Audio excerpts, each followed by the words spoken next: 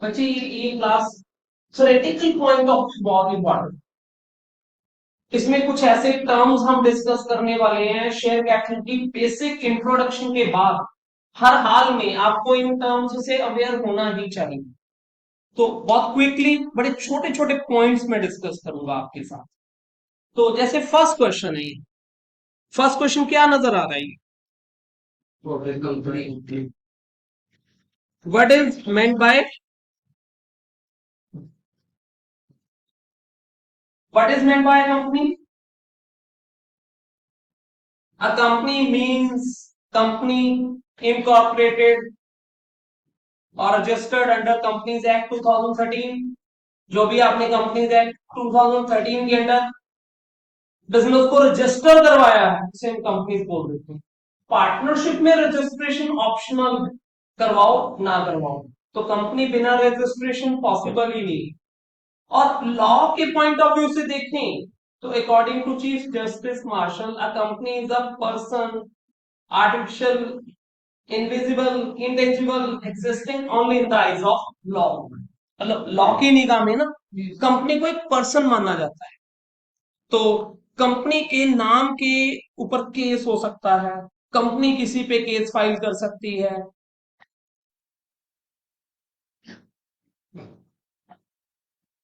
और एक शेयर से क्या मीनिंग है आपका? What do you mean by share? जो भी कंपनी की कैपिटल है वो छोटी छोटी डिनोमिनेशन में हम डिवाइड कर देते हैं। ये डिनोमिनेशन 1 रुपी, 2 रुपी, 5 रुपी, 10 रुपी, 100 रुपी, 500 रुपी, 1000 रुपी, कोई भी डिनोमिनेशन हो सकती है। तो इस छोटे डिनोमिनेशन को हम शेयर कहते हैं। कंपनीज एक्ट के सेक्शन 2 में सारी डेफिनेशंस है। सेक्शन 2 में सारी डेफिनेशंस है। तो अगर उन डेफिनेशंस में से देखें तो सेक्शन 2 सबसेक्शन 84 में इसे ऐसे पढ़ा जाता है बच्चे। ये जो लिखा है ना 2 ब्रैकेट 84, इसे पढ़ा जाता है लॉ की पॉइंट ऑफ व्यू। सेक्शन 2 जो ब्रैकेट में होता है उसे बोलते हैं सब सेक्शन। सब सेक्शन 84 ये भी है। नहीं, ये आपको अगले साल अभी आएंगे +2 के बाद। जब आप लॉ पढ़ोगे ना तो लॉ में आप इन चीजों को ज्यादा डिटेल में करोगे। अब मैं सीधा रेलेवेंट पॉइंट पे आऊं जरा, जो मेरे लिए इंपॉर्टेंट। जो कंपनी के शेयर है वो दो टाइप के होते हैं, एक होते हैं प्रेफरेंस शेयर्स, एक होते हैं इक्विटी शेयर्स। यहां से इंपॉर्टेंट पॉइंट शुरू हो गया। कंपनी के शेयर्स कितने टाइप के होते हैं?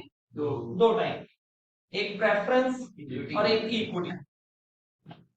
क्या डिफरेंस है प्रेफरेंस शेयर और इक्विटी शेयर में? इक्विटी शेयर मतलब बोनस। इक्विटी शेयर मतलब real owner, preference share owner नहीं है, लेकिन प्रेफरेंस शेयर को भी कंपनी के प्रॉफिट्स में राइट शेयर मिलता है। इक्विटी शेयर मतलब जिनको प्रॉफिट ऊपर नीचे के हिसाब से मिलता है, और जो प्रेफरेंस होते हैं उनको मतलब इस तरह हर महीने मिल जाएगा। मैं से एक्सप्लेन कर देता हूँ। देखो, मैं एक नया बिजनेस स्टार्ट करने वाला हूँ, दैट इज कंपनी। मुझे मार्केट से लोगों से पैसा चाहिए कि लोग अपना पैसा अपनी सेविंग मेरे पास इन्वेस्ट करें, मैं उसे बिजनेस में यूज करूंगा और उस बिजनेस की अर्निंग आपको दूंगा मैं। ये कॉन्सेप्ट है ना कंपनी का। लेकिन मार्केट में जो लोग हैं जितने भी हैं उन सबकी थिंकिंग थोड़ी अलग है। मे बी आप में से जो यंग है मार्केट में, जो यंग इन्वेस्टर है, वो कहता है मुझे ना ऐसी जगह पैसा इन्वेस्ट करना है जहां से मुझे ज्यादा अर्निंग मिले। हमेशा उसे ज्यादा का लालच होता है। जो ओल्ड या मेच्योर्ड इन्वेस्टर होते हैं वो हमेशा ये सोचते हैं चाहे थोड़ी कम मिल जाए लेकिन स्टेबल मिले, मेरा पैसा डूब ना जाए कहीं। जो सैलरीड पर्सन होते हैं, एक बिजनेसमैन है, वो कहीं इन्वेस्ट करने का सोचेगा ना, वो सोचेगा यार कमाई तो ज्यादा होनी चाहिए, थोड़ी से नहीं मजा। और जो सैलरीड पर्सन है उसने अपनी सेविंग को कहीं इन्वेस्ट करने का सोचेगा ना, वो पता क्या सोचेगा, चाहे कम मिल जाए लेकिन मुझे हमेशा मिले और पक्का मिले, ये ना हो कि मेरा पैसा ही डूब जाए, क्योंकि बड़ी मेहनत से कमाया या सेव किया उन्होंने। तो इसी तरह मार्केट में जो इन्वेस्टर है जिनकी सोच अलग अलग है, मैं डायरेक्टर, मैं जो कंपनी स्टार्ट करने वाला हूं, मैं चाहूंगा मैं इनसे भी पैसे लूं, मैं इनसे भी लूं। तो मैं ऐसे में दो टाइप के शेयर इशू करूंगा। एक वो जो रियल ऑनर है, जिनको सारा प्रॉफिट मिलेगा, जेन्युइनली सोच यही होती है कि मैं बहुत कमाऊंगा और आपको बहुत मिलेगा। लेकिन जो डरते हैं, जो सोचते हैं कि कहीं ऐसा ना हुआ तो मैंने कहा आप लोग प्रेफरेंस शेयर ले लो। बड़े इसमें दो फायदे, आपको एक फिक्स रेट से डिविडेंड मिलेगा, नाम के आगे लिखा होता है 10% प्रेफरेंशियल, मीन 10% के रेट से डिविडेंड मिलेगा। और बाय चांस कंपनी बंद हो जाए, बड़े लॉसेस हो जाए, कोई प्रॉब्लम आ जाए, तो तुम लोगों को तुम्हारे पैसे पहले वापस किए जाएंगे और इक्विटी शेयर होल्डर को बाद में वापसी की जाएगी। That means equity share holder real owner है, preference share holder next to real owner, तो वो रियल ऑनर नहीं। और उनको कंपनी के प्रॉफिट्स में से फिक्स अर्निंग मिलती है जिसे डिविडेंड कहते हैं। और कंपनी अगर बंद हो जाए तो उनको पहले उनके पैसे की वापसी मिलती है, इक्विटी शेयर होल्डर को बाद में मिलती है। प्रेफरेंस शेयर होल्डर आगे हो सकता है दो टाइप के हो, दो टाइप मतलब अलग अलग दो भी टाइप नहीं कहूंगा, ज्यादा बोल दूंगा। हाँ, मतलब आगे हो सकते हैं रिडीमेबल हो कि एक टाइम के बाद मैंने वापसी करनी है, इररिडीमेबल हो मतलब मैंने कभी वापसी नहीं करनी है। तो इररिडीमेबल टाइप के प्रेफरेंस शेयर्स इशू नहीं किए जा सकते एज पर लॉ, तो आपको एक टाइम के बाद इनकी वापसी करनी ही पड़ेगी। फिर आगे कन्वर्टिबल है और नॉन कन्वर्टेबल है, मतलब आज मैंने प्रेफरेंशियल इशू कर दिए और साथ में एक कंडीशन अटैच कर दी कि आज से कुछ इतने साल बाद आपको कन्वर्ट कर दिया जाएगा अगर आप चाहोगे तो इक्विटी।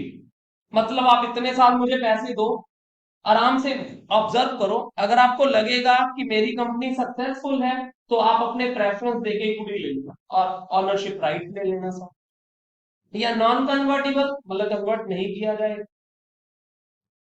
कॉमुलेटिव है या नॉन कॉमुलेटिव है? कॉमुलेटिव का मतलब है मैंने प्रेफरेंशियल इशू की 9% अर्निंग रेट के साथ, मतलब नाम के आगे लिखा होता है 9%, डिविडेंड रेट है 9%।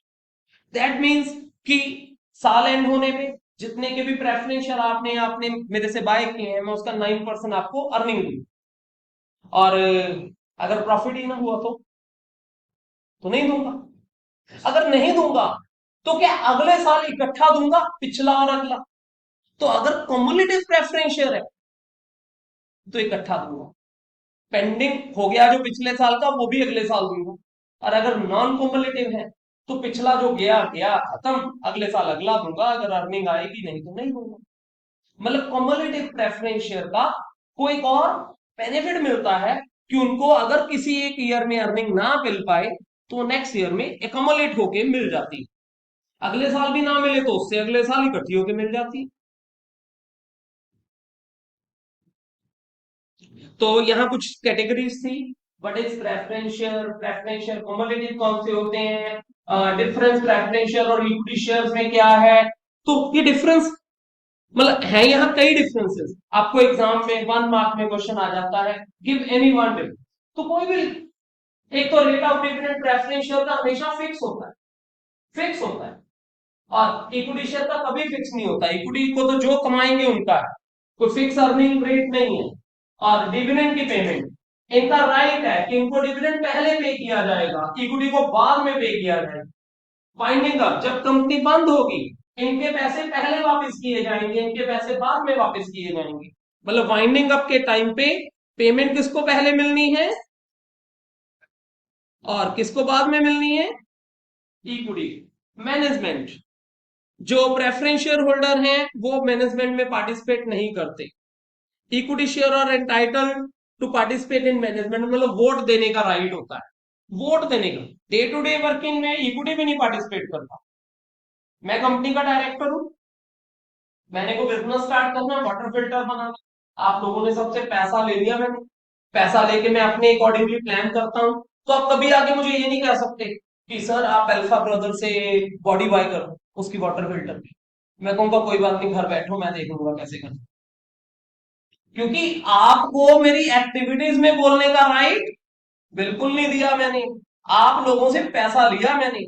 यही बहुत बड़ा डिफरेंस है पार्टनरशिप और कंपनी में। पार्टनरशिप में मैनेजमेंट और ऑनरशिप दोनों एक ही बंदे के हाथ में होते हैं, वही मैनेज करता है वही ऑनर होता है। कंपनी में ऑनर आप लोग घर बैठे, मैनेज मैं करता हूं, और दो अलग अलग लोग हो गए। ऑनर पैसा इन्वेस्ट करते हैं, आराम करते हैं, साल के एंड में अर्निंग लेने आ जाते हैं। हाँ, साल के एंड में एक मीटिंग होगी एजीएम, उसमें आपको बोलने का राइट, उसमें आपको वोट देने का राइट है। जिस दिन नया डायरेक्टर चूज किया जाएगा उसमें आपको वोट देने का राइट है सिर्फ। मतलब राइट है कुछ ना कुछ, लेकिन कंपनी की डे टू डे वर्किंग में बोलने का राइट आपको नहीं है, और वो राइट दे भी नहीं सकते। हजारों शेयर होल्डर होते हैं, किस किस की सुन लोगे? चांस ही नहीं है। बिजनेस मैनेज तो प्रोफेशनल लोग ही कर पाएंगे ना। और वो जो एक 2 शेयर 10 शेयर 20 शेयर बाय करके एक 1000 रुपए किसी कंपनी में इन्वेस्ट करके, कहने को तो ऑनर हो गया, लेकिन वो 10,000 करोड़ की कंपनी को तो नहीं चला लेगा ना 1000 पे इन्वेस्ट करके। समझ गए ना? नेक्स्ट, ये शेयर कैपिटल क्या है? यहाँ थोड़ा क्लियर नहीं है, मैं ऐसे ही बोल देता हूँ, ऐसे सुन लो।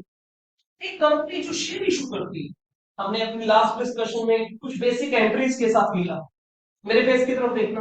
जो कंपनी शेयर इशू करती है, सबसे पहले कंपनी के दो बहुत इंपॉर्टेंट डॉक्यूमेंट रेडी होते हैं। एक का नाम है आर्टिकल ऑफ एसोसिएशन, एक का नाम है मेमोरेंडम ऑफ एसोसिएशन। क्या नाम है दो? Article of association AOA, MOA, memorandum of association. एक कंपनी की इंटरनल वर्किंग कैसी होगी, क्या क्या फॉर्मेलिटीज होंगी, किस किस के साइन चाहिए हैं, वो सब आर्टिकल में फिक्स हो, डिसाइड किया होता है। और कंपनी का आउटर वर्ल्ड के साथ कैसा रिलेशन होगा, वो सब मेमोरेंडम में डिसाइड किया जाता है। एक कंपनी की कैपिटल कितनी होगी, कितनी, मतलब मैं आज एक वाटर फिल्टर की कंपनी स्टार्ट करने वाला हूं, तो जब मैं अपनी कंपनी को रजिस्टर करवाने जाऊंगा ना, एक नाम रखूंगा, यूनिक होना चाहिए, पहले वो नाम से कोई कंपनी चलती नहीं होनी चाहिए, नहीं तो वो नाम नहीं मिलेगा, कंपनी रजिस्टर भी नहीं होगी। नाम यूनिक सोच के फिर मैं जब रजिस्टर करवाने जाऊंगा, तो मुझे वहां बताना होगा कि मैं ड्यूरिंग लाइफ टाइम कितनी कैपिटल इशू करूंगा। इसको बोलते हैं ऑथोराइज्ड कैपिटल। क्या बोलते हैं इसको?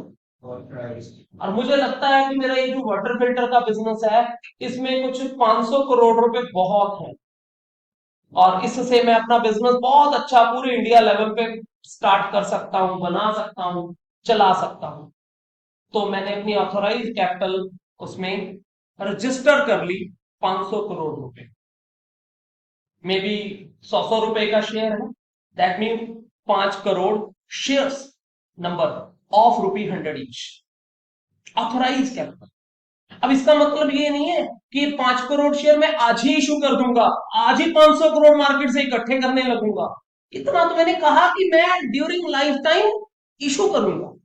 उसमें से मैं इशू हो सकता है आज करूं सिर्फ 100 करोड़, या 20 करोड़, या 50 करोड़। हो सकता है 2 साल बाद मैं और 200 करोड़ इशू करूं, और 5 साल बाद मैं एक्सपेंशन में और 200 करोड़ इशू करूं। तो वो मेरा अगला प्लान है।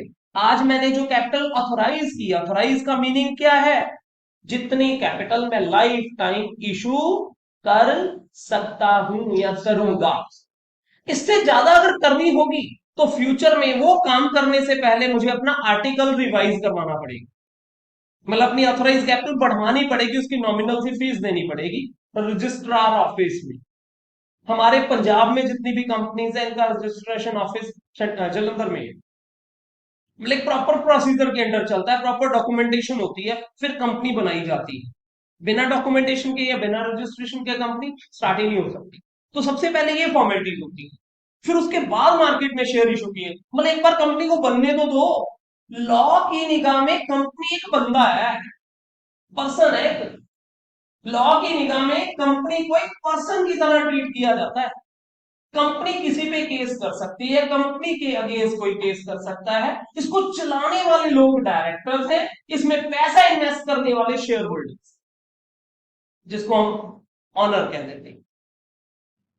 तो इसकी कितनी कैपिटल होगी, उसे ऑथोराइज कैपिटल कहते हैं। कितनी आज इशू की है, उसे इशूड कैपिटल कहते हैं।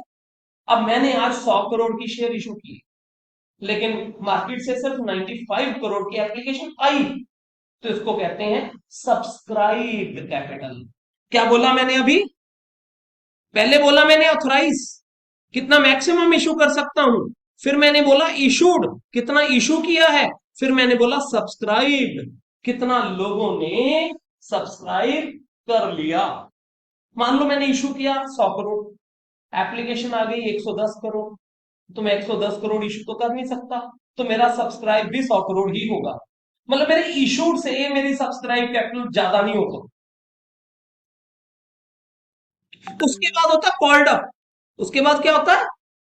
Called up. कॉल्ड अप का मतलब है कि जैसे अगर 100 रुपए का शेयर, तो आज मैंने एप्लीकेशन पे 30 रुपए मांग ली, अलॉटमेंट पे 20, आगे 25 रुपए कॉल पे, तो अभी सेकंड कॉल मांगे ही नहीं आपसे।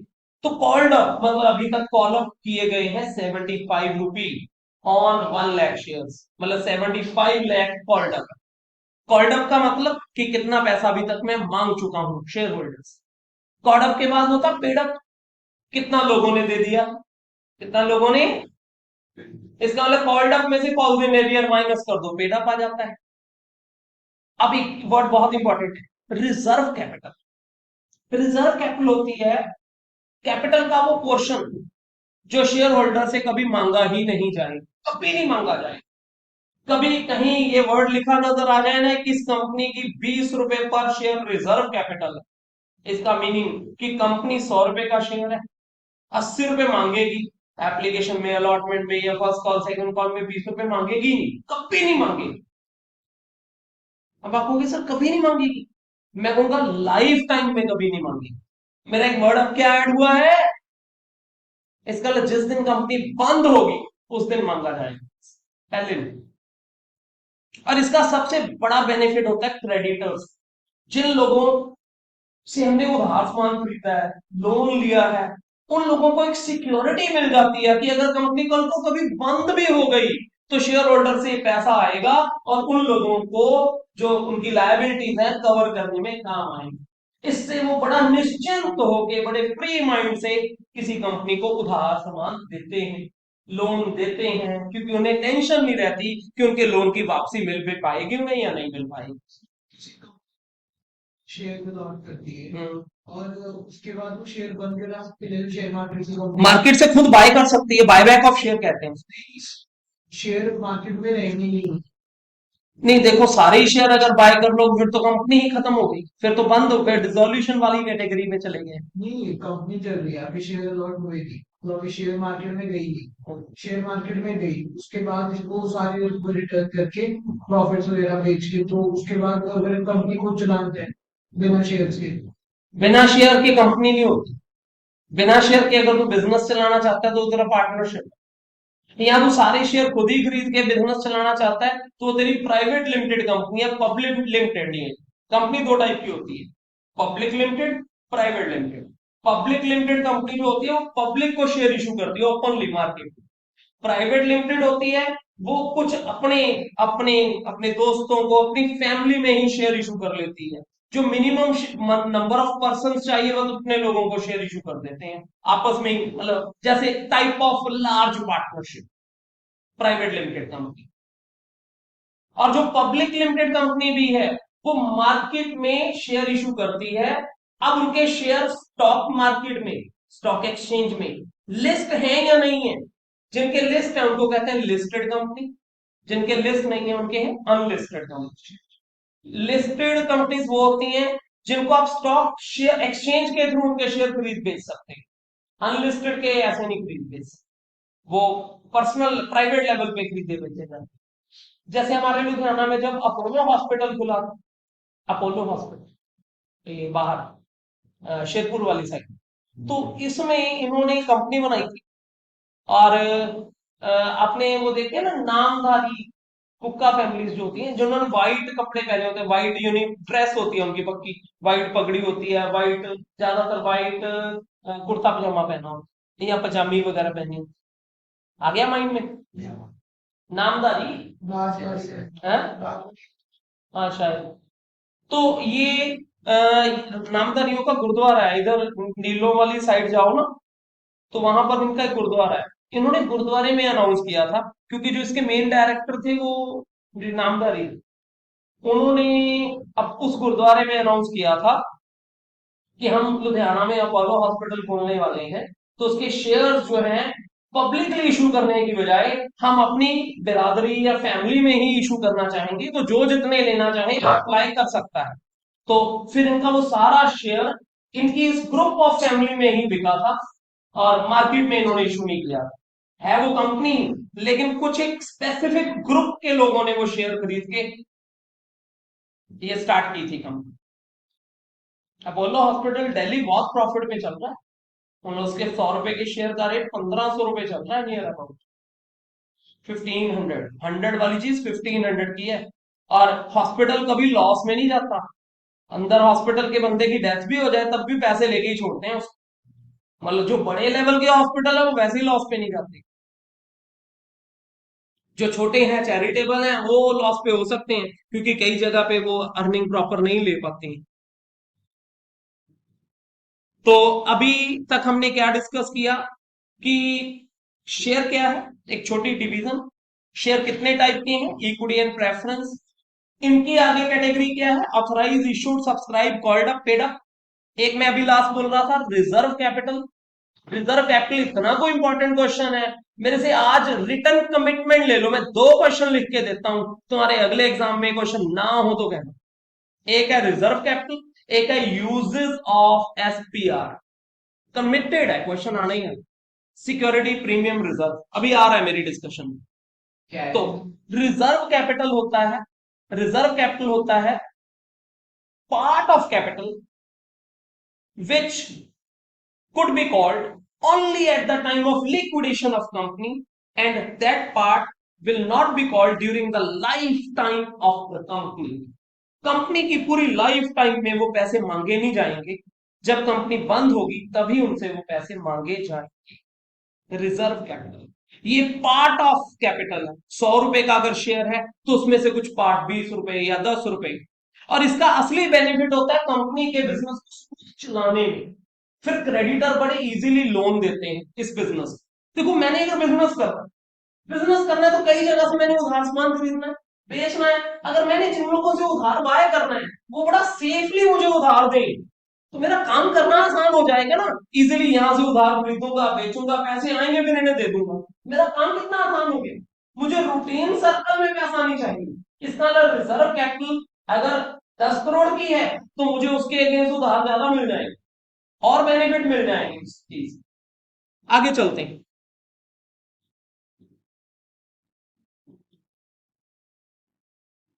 Calls in arrear. Calls in arrear होता है अगर कोई बंदा जिससे कॉल मांगी गई है वो पे ना करे। इसकी डिस्कशन पहले भी हुई है हमारी। रिजर्व कैपिटल मैंने बता दिया, मैं आपके लिए पढ़ देता हूं एक बार। Reserve capital is portion of uncalled share capital, मतलब जो भी मांगे नहीं है उसका कुछ पोर्शन है, which shall be called only in the event of winding up of the company, जिसे सिर्फ कंपनी के बंद होने पे ही मांगा जाएगा।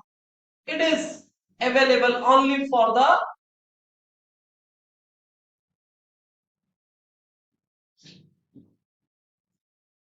It is available only for the creditors on winding up of the company. मतलब कंपनी के बंद होने पे क्रेडिटर, ये क्रेडिटर वर्ड, क्रेडिटर को पे करने के काम आते हैं। क्लियर है? कोई डाउट है तो बोल सकते हो आप।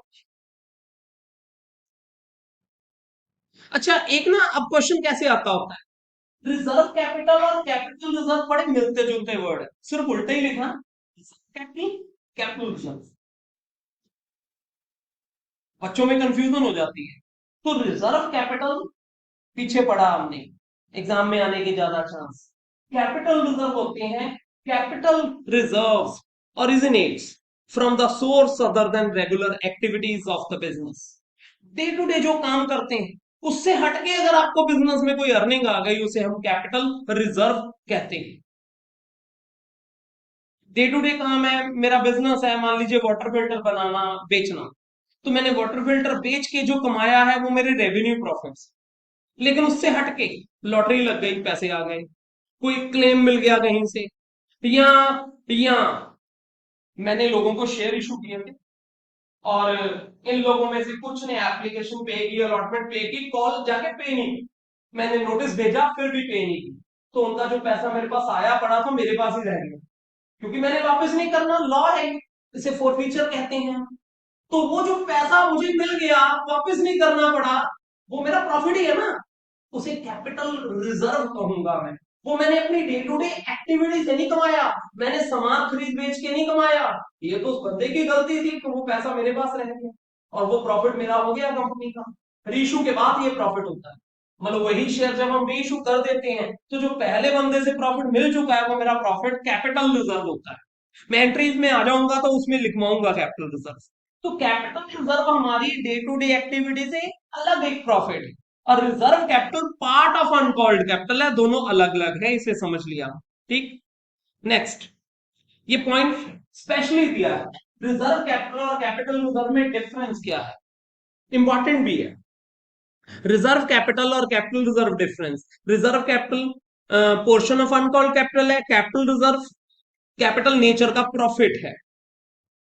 चलो इसको पढ़ना, मैंने ये नोट्स दिए हैं आप। नेक्स्ट, थोड़ा क्विकली देखें, what is meant by minimum subscription in relation to share, issue of share. तो किसी भी कंपनी का कम से कम 90% एप्लीकेशन, मतलब जितने भी शेयर इशू किए हैं उसका कम से कम कितना, 90% एप्लीकेशन आनी चाहिए, इसे बोलते हैं मिनिमम सब्सक्रिप्शन। एप्लीकेशन पे या किसी कॉल पे आते हैं, कॉल पे मैक्सिमम कितना आप मांग सकते हैं, तो है 25%। अगर एक 100 रुपए का शेयर है तो आपकी एक कॉल 25 रुपए से बड़ी नहीं हो सकती, आपको पैसा डिवाइड करके मांगना है। अगर मान लो आप पार्ट्स में मांग रहे हैं तो आपका एक अकेली कॉल 50 रुपए की नहीं हो सकती लीगली। जब हम प्रैक्टिकली क्वेश्चन कर रहे होंगे तो कई क्वेश्चन में होगा कि भाई 30 रुपए एप्लीकेशन में मांगे, 20 रुपए अलॉटमेंट में, और बैलेंस सारा कॉल पे, मतलब 50 रुपए कॉल पे, तो चलेगा, वहां वर्किंग ठीक है, अकाउंटिंग कर रहे हैं हम। लेकिन लीगली कोई भी कंपनी जितने का फेस वैल्यू शेयर है उसका 25% से ज्यादा कॉल पे, किसी भी कॉल पे नहीं मांग सकती, उसे पार्ट्स में मांगना पड़ता है। हाँ, 3 कॉल भी कर सकते हैं, 3 कॉल तक ही मैक्सिमम कर सकते हैं, उससे ज्यादा कॉल भी नहीं कर सकते। कॉल्स ये नहीं है कि 2-2 रुपए की कॉल हो गई भाई, हर 2 महीने बाद दे देना, तो ऐसा नहीं हो। कितनी कॉल्स तक डिवीजन हो सकती है, पहले एप्लीकेशन फिर अलॉटमेंट फिर 3 कॉल, इसका मतलब टोटल पैसे को 5 पार्ट्स में अलग अलग करके मांग सकते हैं हम शेयर होल्डर्स। और मिनिमम एप्लीकेशन पे 5% से कम नहीं मांगो, एप्लीकेशन पे मिनिमम टू मिनिमम कितना मांगना है, 5%। application money should be at least 5% of the face value of the share। Public subscription का मीनिंग क्या होता है, जब शेयर्स पब्लिक को ओपनली इशू किए जाते हैं ना तो उसे पब्लिक सब्सक्रिप्शन कहते हैं। और प्राइवेट प्लेसमेंट का मीनिंग क्या होता है, जब कोई शेयर प्राइवेटली, जैसे मैंने बताया ना अपोलो हॉस्पिटल ने अपने शेयर प्राइवेटली ही कर दिए थे, तो उसे प्राइवेट प्लेसमेंट ऑफ शेयर कहते हैं। प्राइवेट प्लेसमेंट में प्रमोटर्स जो होते हैं वो अपने एक सेलेक्टेड ग्रुप में ही शेयर्स इशू कर देते हैं। थोड़ा सा सुलाने वाली होती है थियोरी हमेशा ही, लेकिन आप एक्टिव रहना, आपकी ड्यूटी है। बस फिनिश होने वाला है। एम्प्लॉय स्टॉक ऑप्शन प्लान क्या है, एम्प्लॉय स्टॉक ऑप्शन होता है, कई बार ना हम एम्प्लॉयज को ऑफर दे देते हैं एम्प्लॉयज, और ये तो कंपनी के रेगुलर फ्लो में आ जाने के बाद होता है कि भाई कुछ शेयर्स आपको सस्ते रेट पे दिए जाएंगे, एम्प्लॉयज को सस्ते रेट पे शेयर ऑफर करना, उसे employees stock, ESOP option plan बोल देते हैं। यहां पर अब और भी कई वर्ड्स हैं। स्वेट इक्विटी शेयर्स क्या होता है, क्विकली बता दूं, जब कंपनी कोई टेक्निकल प्रॉपर्टी या टेक्निकल नॉ हो खरीदने के लिए इंटेलेक्चुअल प्रॉपर्टी के बदले में या इंटेलेक्चुअल राइट्स के बदले में शेयर्स सस्ते रेट पे ऑफर करे किसी को, तो उसे हम कहते हैं स्वेट इक्विटी शेयर्स। मान लीजिए एग्जांपल, बेस्ट एग्जांपल, मान लीजिए मैंने कोई यहाँ पर वाटर फिल्टर बनाना है, और उसकी टेक्नोलॉजी कोई जर्मन में बहुत पॉपुलर टेक्नोलॉजी है, उसके बेस पे बनाना चाहता हूँ, इंडिया में वो यूनिक नहीं है।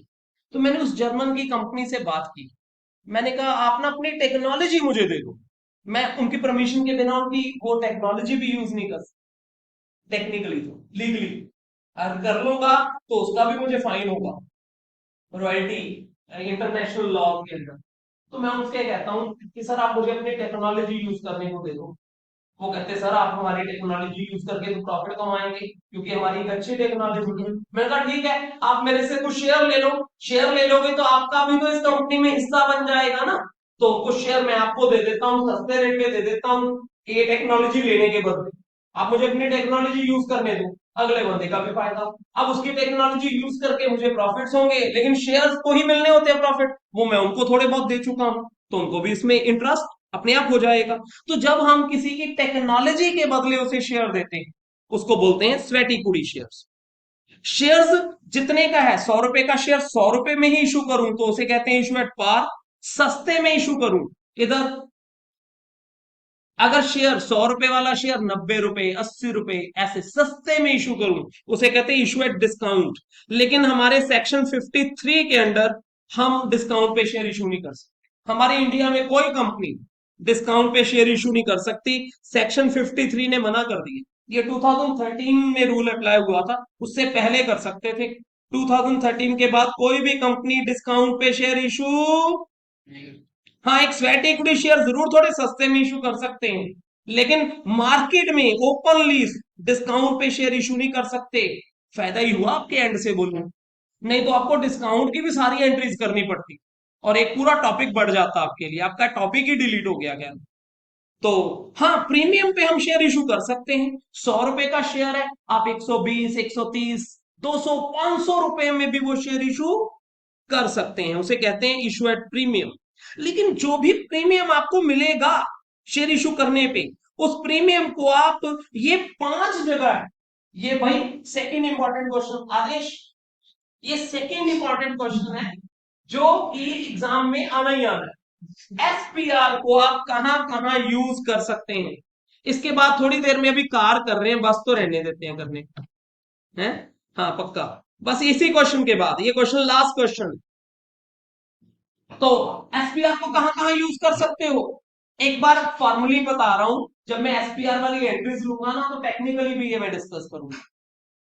अगर कंपनी ने कोई कंपनी को स्टार्ट करने से पहले खर्चे किए, जैसे कोई एडवर्टीजमेंट की या रजिस्ट्रेशन करवाने का सीए को फीस दी, इसको कहते हैं प्रिलिमिनरी एक्सपेंसेस। क्या कहते हैं, तो प्रिलिमिनरी एक्सपेंस कोई किए हैं, उसकी एंट्री हुई होगी, preliminary expense debit to bank, उसे राइट ऑफ करना है।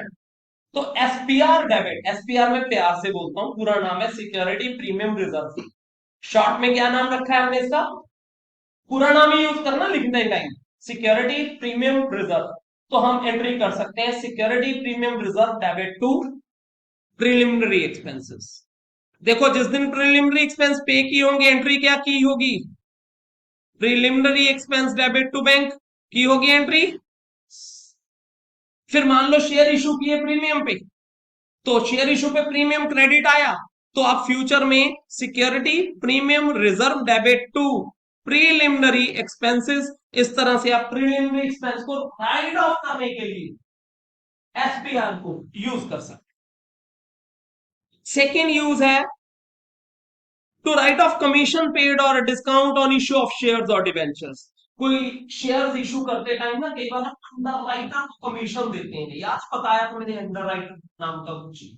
तो अगर आप अंडर राइटर को कोई कमीशन देते हैं, तो उस कमीशन को राइट ऑफ करने के लिए आप एसपीआर को यूज कर सकते हैं। एंट्री ऐसी होती है, underwriting commission debit to bank, फिर SPR debit to underwriting commission, SPR use हो सकता है। तीसरा, आप इन फ्यूचर कभी fully paid bonus share issue करना चाहते हैं, बोनस शेयर फ्री के शेयर होते हैं बिना पैसे लिए, तो आप एसपीआर यूज कर सकते हैं। प्रॉपर एंट्री हो जाती है SPR debit to share capital. अगर दो एंट्रीज में करूं तो पहली एंट्री हो जाती bonus to share holder debit to share capital, फिर SPR debit to bonus to share holder. और अगर आपने कभी अपने प्रेफरेंस शेयर को या डिबेंचर्स को प्रीमियम पे रिडीम करना है, मान लो मैंने आज अपने प्रेफरेंस शेयर इशू किए 10 करोड़ के, और इनको कभी मैंने 11 करोड़ पे करके रिडीम करना है, 1 करोड़ एक्स्ट्रा देना है पेमेंट के टाइम, तो उस प्रीमियम को राइट ऑफ करने के लिए एसपीआर यूज कर सकते हैं। अपना ही शेयर मार्केट से बायबैक करना है, तो उस जगह पे आप एसपीआर को यूज कर सकते हैं। मैंने बच्चे अभी ना आपको एक सिर्फ लेयर दी, मतलब आपके माइंड में मैंने एक ऑप्शन दे दिया कि ये 5 यूज है, इसके अलावा कहीं और यूज नहीं हो सकता। बच्चे इधर सभी एक बार रिकॉल करना, कोई एक नाम भी याद रख लो उतना भी बहुत है। एग्जाम में ऐसे आता होता है, give any one use of SPR, तो इन 5 में से कोई एक नाम याद रख सकते हो क्या। For buyback of own shares, to write off preliminary expense, to write off commission paid on shares, issue of shares, or to issue fully paid shares to the existing shareholder. अब मैं यहां से वापस प्रैक्टिकल वाली side पे divert हो जाता हूँ, बहुत ज्यादा बोर हो गए आप लोग, है ना। हाँ जी, हमारी पुरानी डिस्कशन पे आ जाओ। कोई भी कंपनी जब शेयर इशू करती है, तो शेयर इशू करने का प्रोसीजर, मतलब एंट्री वाला प्रोसीजर क्या है। आप पैसा या तो लमसम में एक साथ रिसीव करोगे, या पैसा पार्ट्स में, कुछ एप्लीकेशन पे, कुछ अलॉटमेंट पे, कुछ कॉल पे। क्रिश, इसको रख दे। अगर आप सारे पैसे एक साथ रिसीव करते हैं, पहली एंट्री होगी bank debit share application and allotment. याद आ रहा है मैंने ये वर्ड यूज किया था, एप्लीकेशन एंड अलॉटमेंट प्रेफर करना है, याद है। और सेकेंड एंट्री होगी share application and allotment account debit to share capital और टू एसपीआर, अगर एसपीआर है, मतलब अगर आपने 100 वाला शेयर 120 पे इशू किया तो। चलो चेक करता हूं तुम्हें क्या समझ लगा। हाँ, लेकिन इशू उन्होंने बहुत महंगा किया था, तो उस केस में हाँ टू एसपीआर। एसपीआर प्यार से बोलते हैं पूरा नाम, सिक्योरिटी प्रीमियम रिजर्व अकाउंट। एक क्वेश्चन ये करके दिखाना, करना। ठीक है,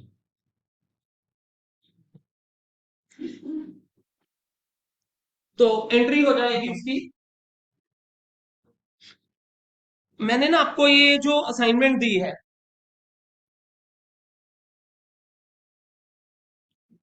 दोबारा शेयर कर लूं, मैंने होमवर्क शेयर करना है आपके साथ।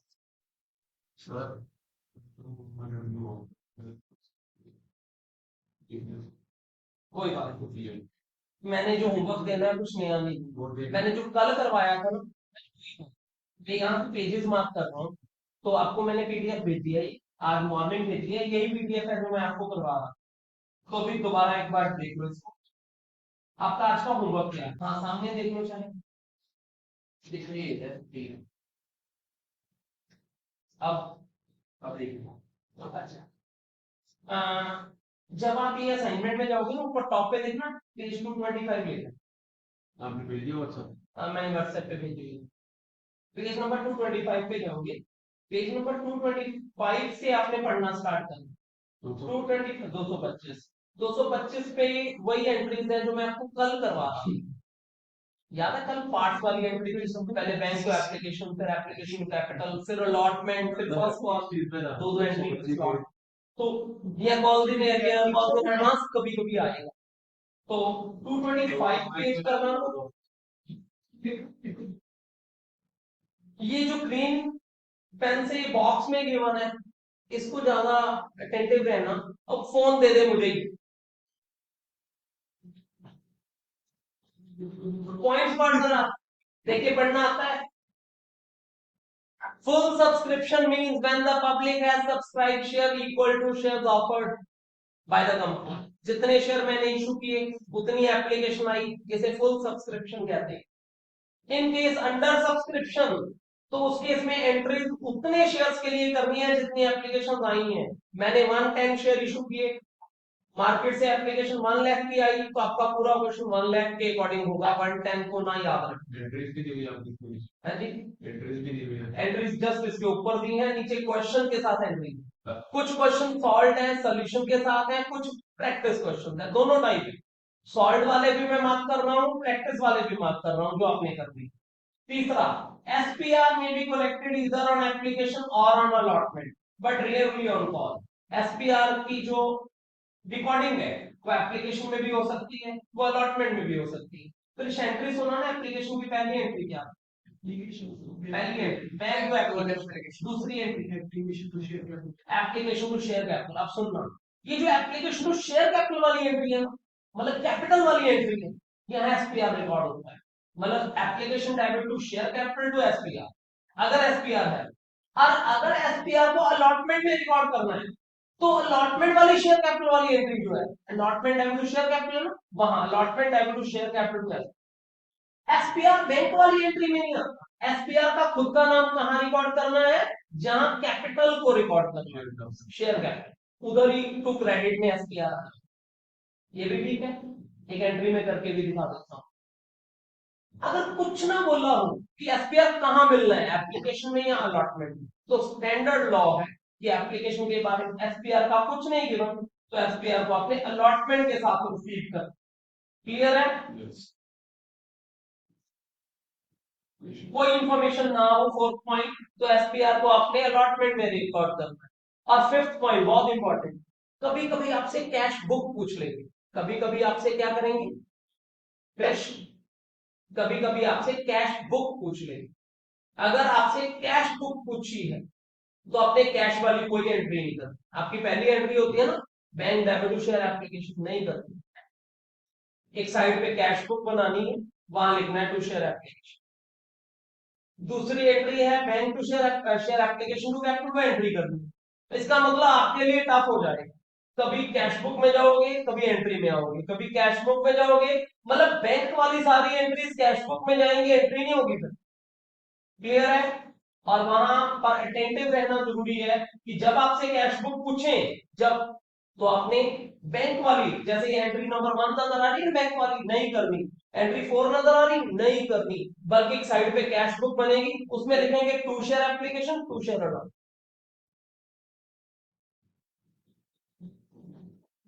अब ऐसे इसी क्वेश्चन में ईस्टर्न लिमिटेड है, 40,000 शेयर इशू किए थे।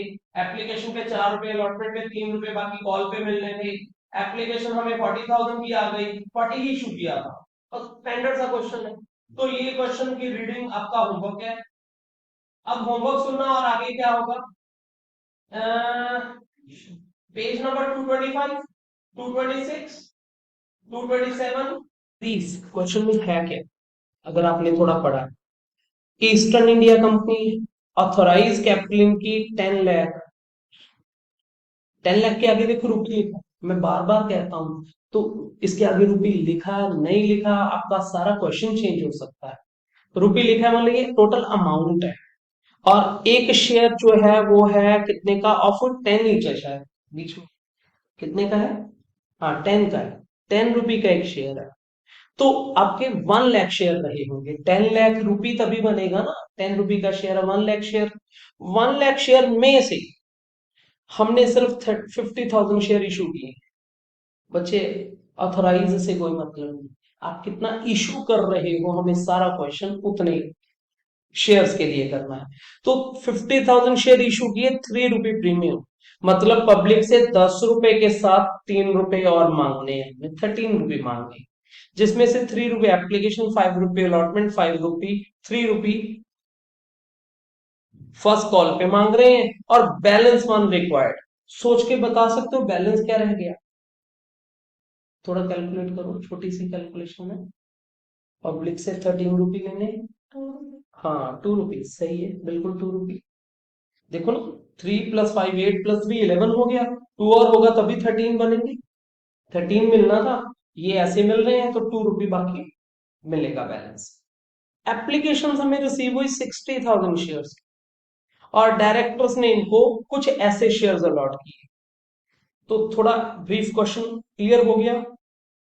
यहां बनाते होते हैं अलॉटमेंट टेबल, जब भी एक्स्ट्रा एप्लीकेशन आ जाएं, हमने उनको कम शेयर्स देने हों, क्या बनाते होते हैं, हाँ जी, अलॉटमेंट टेबल, मतलब किसको कितने शेयर्स अलॉट कर रहे हैं। तो इस अलॉटमेंट टेबल के बेसिक से कॉलम्स क्या हैं, पहला कॉलम कैटेगरी 1 2 3, ये जो कैटेगरी है। दूसरा कॉलम शेयर्स अप्लाइड, लोगों ने क्या अप्लाई किया, एंड शेयर्स अलॉटेड, उनको कितने शेयर्स अलॉट किए, एंड अमाउंट रिसीव्ड, उनसे पैसा कितना आया, एंड अमाउंट ड्यू, उनसे मांगना जेन्युइनली कितना था, एंड एक्सेस, कितना पैसा एक्सेस आ गया। और इस एक्सेस की दो वर्किंग है, या इसे रिफंड कर दिया जाता है, या इसे एडजस्ट कर दिया जाता है इन अलॉटमेंट। मतलब अलॉटमेंट में एडजस्ट तो करोगे अगर प्रोरेटा अलॉटमेंट होगी, रिफंड तो करोगे अगर आप उनको कोई शेयर नहीं दोगे, ये बात हुई थी हमारी, है ना। तो यहां हुआ क्या, एप्लीकेशन फॉर, मतलब जिन लोगों ने 40,000 शेयर अप्लाई किया था फुल, उनको 40,000 शेयर ही दे दिए गए। दूसरी कैटेगरी, जिन्होंने 15,000 शेयर अप्लाई किया था, उनको 8,000 शेयर दे दिए गए। तीसरी कैटेगरी, जिन्होंने 5000 शेयर अप्लाई किया था उनको 2000 शेयर दे दिए गए, और एक्सेस मनी बीइंग रिटर्न लिखा है, एक्सेस मनी बीइंग रिटर्न वापस कर देनी है। और यहां क्या है, application for 15,000 share receive an allotment of 8,000 shares. बच्चे ये जो लिखा ना एक्सेस मनी बीइंग रिटर्न, इसका मतलब कि एक्स्ट्रा पैसा अपने पास रखा नहीं हमने अलॉटमेंट में, वापस मतलब ये रिफंड वाला कॉलम आया। तो पहले देख तो ले एक्स्ट्रा पैसा कितना गया। हर एक बंदा हमें एप्लीकेशन के साथ 3 रुपए भेजता है, ये रहा 3 रुपए, भेजता है कि नहीं भेजता। तो हर किसी का अगर आपको 3 रुपए मिला है, तो इन 40,000 शेयर्स का भी 3 रुपए के अकॉर्डिंग 1,20,000 मिला होगा। और हमने तो इन्हें 40,000 शेयर दिए, 120 ही इनका ड्यू बना होगा, मतलब जेन्युइनली, मतलब सीधा है, पहले वाला कॉलम इंटू 3, दूसरे वाला कॉलम इंटू, इसका कोई भी एक्सेस नहीं। दूसरी कैटेगरी, 15,000 शेयर अप्लाई किया, 3 रुपी, 45,000 रुपी इन्होंने हमें भेजा, 8,000 शेयर अलॉट किए, 3 रुपी, 24,000 इनसे मांगना बनता है, मतलब जितना शेयर दिया उसी पे पैसा मांगूंगा ना मैं। तो इनका मेरे पास एक्सेस है 21,000। तीसरा, 5,000 इंटू 3, 15,000 रुपी से पैसा आया, 2,000 इंटू 3, 6,000 मेरे पास जेन्युइनली मांगना बनता है, तो बाकी का 9,000 मेरे पास एक्सेस है, टोटल में 30,000 एक्सेस। आपकी जो एंट्री होती है ना, वो यहाँ टेबल से देख के हो जाती है, ये पैसा आया है, ये पैसा क्या है, आया है, तो इसी से आपकी पहली entry bank account debit to share application हो जाती है, कि आपको टोटल में 120 एंड 60 1,80,000 रुपी आए हैं, 1,80,000 रुपीज रिसीव हुए हैं। सेकेंड एंट्री क्या हो जाएगी, शेयर एप्लीकेशन डेबिट, ये जो 180 रिसीव हुए हैं वही अमाउंट को वापस लिखना होता है, टू शेयर कैपिटल। तो टू शेयर कैपिटल में ये आपको यही टेबल ही बता देता है, ये है आपका शेयर कैपिटल, ये क्या है आपका शेयर कैपिटल। तो ये शेयर कैपिटल आपका है, अगर मैं चेक करता हूं तो 150 बन रहा है, 1,50,000। तो 150 आपका शेयर कैपिटल है, और बाकी एक्सेस है। एक्सेस का क्या करूं, या मैं एक्सेस अलॉटमेंट में एडजस्ट करूंगा, या मैं एक्सेस रिफंड करूंगा। क्वेश्चन में क्या बोला गया है, स्पेशली बोला गया है रिफंड कर दो, एक्सेस बोला है, क्वेश्चन में पढ़ा देता हूं। ये देखो बोला था excess money being return refunded. अगर यही कहते कि एक्सेस मनी बीइंग एडजस्टेड, तो मैं यहाँ टू अलॉटमेंट के सामने 30 रिफंड में ना ले, या मुझे कहा होता कि इन लोगों को मैंने कोई शेयर नहीं दिया, तो मैं उनका पैसा वापस कर देता, और जिसका प्रोडेटा होता उसका मैं पैसा एडजस्ट कर लेता। ये है हमारी स्टैंडर्ड 2 एंट्रीज। अब इसमें याद रखना कि मेरे पास एक्स्ट्रा अलॉटमेंट अभी कोई नहीं आई, हाँ एक्स्ट्रा था, मैंने पैसा वापस भेज दिया। अब जेन्युइनली मैं अलॉटमेंट ड्यू करूंगा, फिर अलॉटमेंट रिसीव करूंगा, फिर उसके बाद, अच्छा इस क्वेश्चन में प्रीमियम भी है, प्रीमियम 3 रुपी, और ये 3 रुपी कहाँ मिलना है हमें नहीं बताया। तो थोड़ी देर पहले बोला था मैंने, कुछ ना बताया हो तो प्रीमियम कहाँ मिलना होता है, अलॉटमेंट में। याद रखना, प्रीमियम ना पता हो कहाँ मिलना है तो वो कहाँ मिलेगा, अलॉटमेंट में। रिटर्न करके दिखाता हूं। तो पहली एंट्री क्या होती है, share allotment account debit to share capital. ये जो शेयर कैपिटल वाली एंट्री है, इसी में हमने टू सिक्योरिटीज प्रीमियम रिजर्व को नोट करना है, इसी एंट्री। तो आपका यहाँ वापस जाके देखो, 5 रुपी है मिलना, जिसमें से 3 रुपए प्रीमियम है, तो टोटल 5 है। यहाँ पहले टोटल 5 रुपी, शायद 40,000 शेयर थे, 5 रुपी 2 लाख, जिसमें से 3 रुपी प्रीमियम है, वो प्रीमियम के सामने लिखा, बाकी 2 रुपी कैपिटल है, वो कैपिटल के अगेंस्ट लिखा। अगली एंट्री तो तुम्हें पता ही है, bank debit to share allotment आना होता है, तो bank debit to share allotment. तो अगर कोई डिफॉल्टर नहीं है तो यही पूरा 2 लाख जो ड्यू हुआ है, ये पूरा 2 लाख रुपये आपको यहाँ मिल जाएगा। कोई डिफॉल्टर नहीं है, वो नीचे पढ़ो, फर्स्ट कॉल पे है डिफॉल्टर, बाकी अलॉटमेंट पे कोई डिफॉल्टर नहीं है, मतलब अलॉटमेंट सब लोग दे रहे हैं, फर्स्ट कॉल पे 100 शेयर पैसे नहीं दे रहे। फर्स्ट कॉल आने पे कॉल्स इन एरियर लिखूंगा मैं, 100 शेयर का 3 रुपए 300 रुपए, बाकी यहाँ पर मुझे पूरे पैसे ही रिसीव होंगे 1,20,000। कंफर्टेबल लग रहा है क्वेश्चन? इस क्वेश्चन में नया क्या आया, ये टेबल और इसके अंदर आने वाली फिगर्स की कैलकुलेशन और उसकी रिकॉर्डिंग इफेक्ट। तो यही टेबल अब हमारे अगले कई क्वेश्चंस में आएगा जब जब ओवर सब्सक्रिप्शन होगी और कुछ कैटेगरीज देंगे, तो इसके कुछ एडवांस केसेस हम आगे करेंगे।